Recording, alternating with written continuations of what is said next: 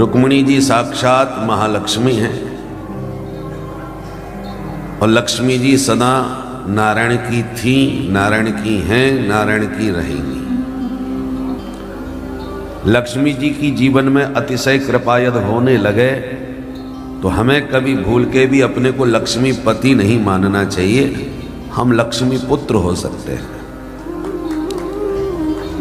पति तो उनके केवल नारायण हैं और वो ही रहेंगे, और जो लक्ष्मी पति बनने का प्रयास करते हैं उनकी गति फिर शिशुपाल जैसी होती है।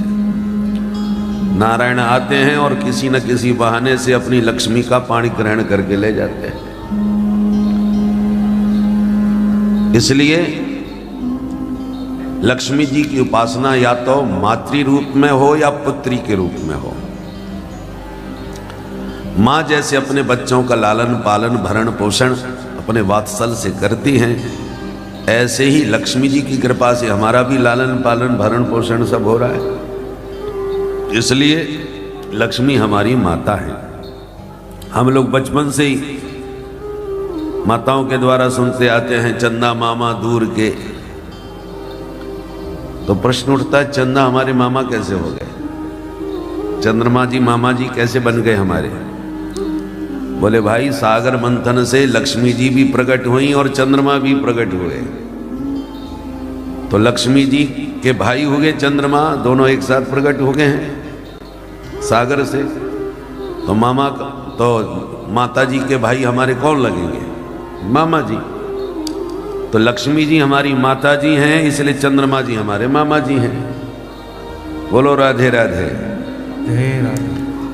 इसलिए हमें लक्ष्मी जी को माँ के स्थान पर ही मानना जानना चाहिए। अथवा भीष्मक जी की तरह लक्ष्मी को अपनी पुत्री भी मान सकते हो। वो कैसे माने? देखो पुत्री बहुत प्यारी होती है, और बेटी कितनी भी प्यारी लाडली क्यों ना हो, हमें इतना विवेक होता है कि ये पराई है, माने इसको पराए घर भेजना है। ये सदा हमारे पास रहने वाली नहीं है। और जहां उचित घरवर मिला कि हम तुरंत पुत्री को तत्काल विदा कर देते हैं। ऐसी लक्ष्मी की अभिवृद्धि हो तो हमें भी विदा की तैयारी करना चाहिए। तो जैसे बेटी सयानी होने लगती है तो माता पिता को थोड़ी चिंता बढ़ने लगती है कि अब जल्दी से कोई घर वर मिले तो इसके हाथ पीले करके विदा करें। बेटी को समय पर उचित घर वर देखकर विदा कर देना चाहिए। ऐसे ही जब घर में लक्ष्मी सयानी होने लगे, लक्ष्मी रूपी पुत्री की अभिवृद्धि होने लगे, तो हमें भी सुंदर घरवर ढूंढना चालू कर देना चाहिए कि अपनी लक्ष्मी का सार्थक सही ढंग से सदुपयोग कहाँ हो सकता है। और जहाँ लगे कि हाँ बिल्कुल सही सदुपयोग हो रहा है, बस वहीं अपनी बेटी को विदा करते रहो। बेटी का आना और जाना अच्छा लगता है।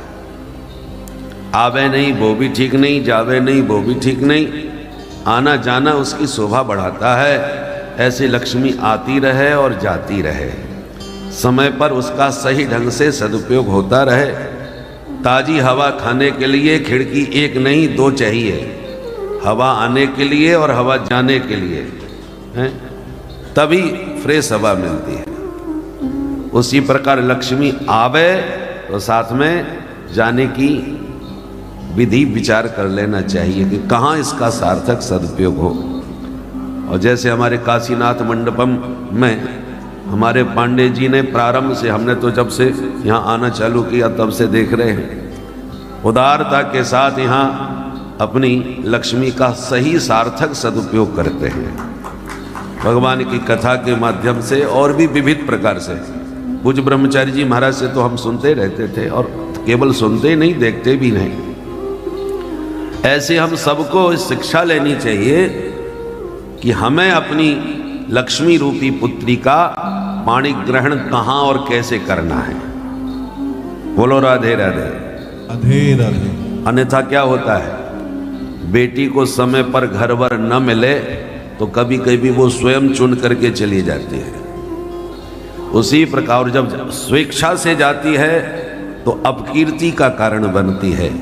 आपके द्वारा विदा होकर के जाती है तो आपकी कीर्ति बढ़ा के जाती है। उसी प्रकार आप लक्ष्मी को यदि विदा करना नहीं चाहोगे, केवल घर में ही दबा के रखोगे, तो लक्ष्मी फिर भागने का कोई ना कोई योजना बना लेती है। चाहे वो इनकम टैक्स के द्वारा भागे, चाहे वो डकैती के और बेईमानी के द्वारा, किसी न किसी रूप में वो भागेगी। क्योंकि चला लक्ष्मी, लक्ष्मी चंचला है, चपला है, वो स्थिर नहीं रहती। चला लक्ष्मी चला प्राण चला जीवित मंदिरे, चला चले ही संसारे, धर्म एको ही निश्चला। देखो किसी देश में जब हम लोग जाते हैं तो अपना रुपया भले ही लेके जाएं, परंतु रुपया वहां चलता नहीं है। तो रुपया को चलाने के लिए क्या करते हैं, यहाँ रुपया जमा करो, बैंक से वहां की मुद्रा ले लो, डॉलर ले लो या यूरो ले लो, जहां भी जा रहे हो उस देश की मुद्रा ले लो, फिर आपका रुपया उस मुद्रा के नाम से चलेगा, सीधा रुपया के रूप में नहीं चलेगा। ऐसी आपके पास धन संपदा है, यहां है, पर देह त्याग के बाद तो आपके पास नहीं रहेगी, सब यहीं बैंक में पड़ी रह जाएगी। तो आप विनिमय कर सकते हो, मुद्रा का विनिमय।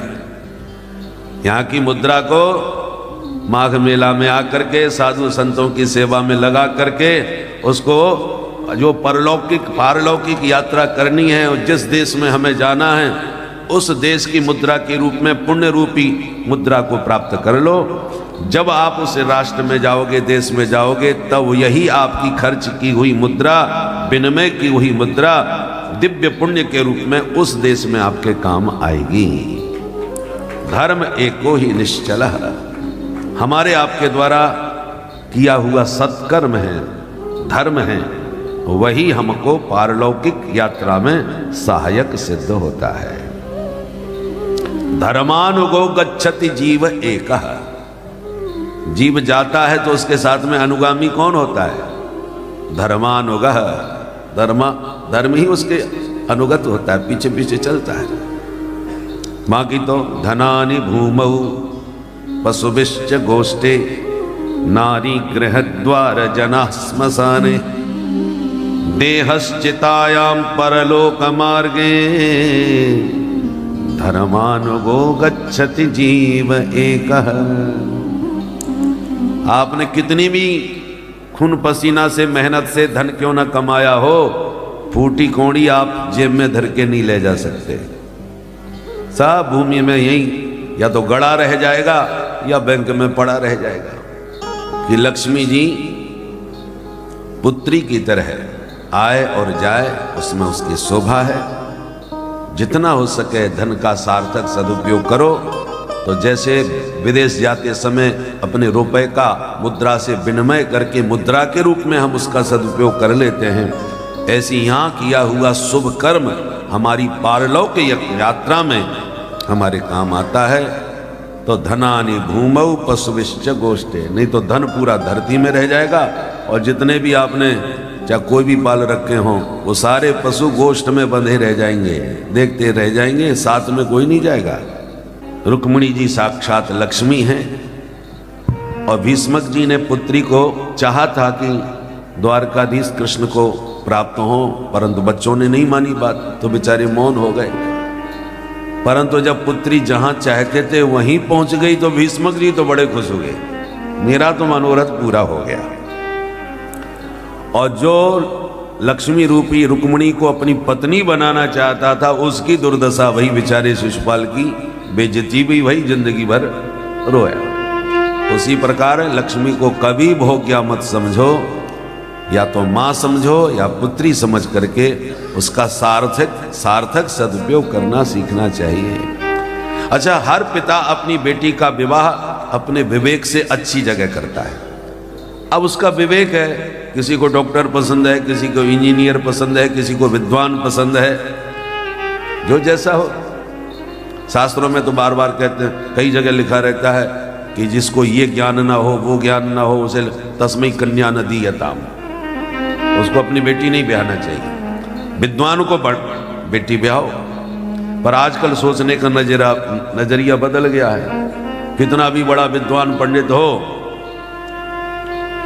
हम विद्वत्ता को नहीं देखते। ये देखो कमाता कितना है भाई, माल कितना है। सर्वे गुणाः कांचनमाश्रयन्ति। नोट छापता है तो कोई भी हो, कैसा भी हो, चलेगा।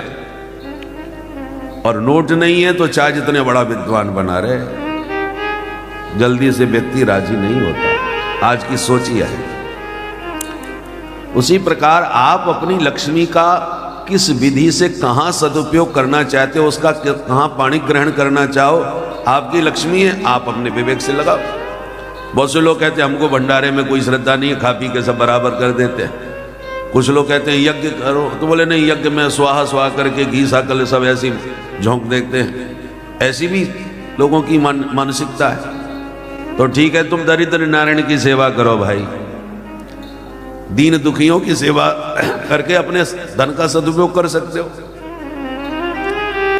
जिस रूप में आप लक्ष्मी का विनियोग करना चाहें। सब इतने लाखों यात्री आ रहे हैं, बढ़िया खिचड़ी बंटवाओ, सबको खिलाओ, सबको तृप्ति मिले, सबका आशीर्वाद आपको मिले। या औषधालय धर्मार्थ चलाओ, जो रोगी दीन दुखी हैं, इलाज नहीं कर पाते, उनको स्वस्थ करो। तो आपकी बेटी है तो आप अपना दामाद स्वयं चुनिए कि आप उसका कहां पाणी ग्रहण करना चाह रहे हैं। सब नारायण के रूप हैं, अनेक रूप रूप आया, तुम्हें कौन सा रूप प्रिय है? यज्ञ नारायण, संत नारायण, विप्र नारायण, दरिद्र नारायण। जहां तुम्हारा मन जमे वहां अपने पुत्री रूपी लक्ष्मी का पाणी ग्रहण करो। वो लक्ष्मी नारायण भगवान की जय। मित्रों, आज महाराज जी ने हम सभी लोगों को बहुत ही उत्तम एवं शिक्षाप्रद कथा सुनाई है। आशा करता हूँ कि इस शिक्षाप्रद कथा से हम सभी कुछ न कुछ शिक्षा अवश्य ग्रहण करेंगे और अपने जीवन को सुखी, सात्विक और सामर्थ्य बनाने का प्रयास करेंगे।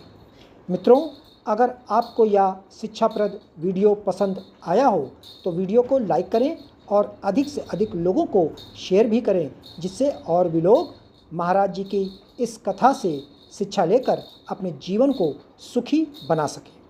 मित्रों, अगर आपने अभी तक हमारे चैनल को सब्सक्राइब नहीं किया है तो तुरंत सब्सक्राइब कर लें, जिससे आपको नोटिफिकेशन के माध्यम से हमारे महाराज जी के शिक्षाप्रद वीडियो तुरंत प्राप्त हो सके।